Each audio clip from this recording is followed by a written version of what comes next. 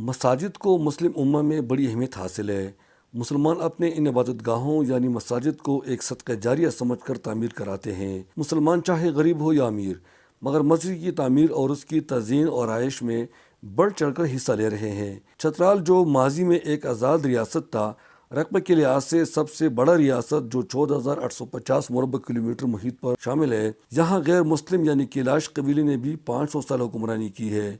اس کے بعد رئیس اور پھر کٹور حکمران نے حکومت کی باغ ڈور سنبھالی، اور یہ دونوں قبیلے مسلمان تھے۔ ان حکمرانوں کو مہتر کہلاتے تھے، اور ان کی دور حکومت میں بعض ایسے مساجد تعمیر ہوئے جو فن تعمیر کی شاہکار سمجھے جاتے ہیں۔ وادی عیون میں نہر کے کنارے اس قسم کے ایک مسجد جو 100 سال قبل تعمیر ہوا ہے، مگر اب یہ تاریخی ورثہ ٹوٹ پھوٹ کا شکار ہے۔ اس مسجد کی تعمیر کا تاریخ فارسی زبان کے ایک شعر میں لکھا گیا ہے۔ اس مسجد کے میناروں، ستونوں اور دروازوں پر کشیدہ کاری اور فنکاری کا مثال بہت کم ملتا ہے۔ مروجہ اصولوں کے مطابق جو چیز 70 سال پرانا ہو جائے تو اسے قومی اثاثہ تصور کیا جاتا ہے، مگر 100 سال سے زیادہ پرانا ورثہ یہ مسجد ابھی تک حکام کی نظروں سے اوجھل ہے۔ علاقے کے لوگ محکمہ آثار قدیمہ اور متعلقہ اداروں کے ارباب اختیار سے مطالبہ کرتے ہیں کہ اس تاریخی مسجد کی رینوویشن اور اس کی حفاظت کے لیے ضروری اقدامات اٹھائے جائیں، مبادا کہ پھر اس کی تصویریں صرف کتابوں میں ملے۔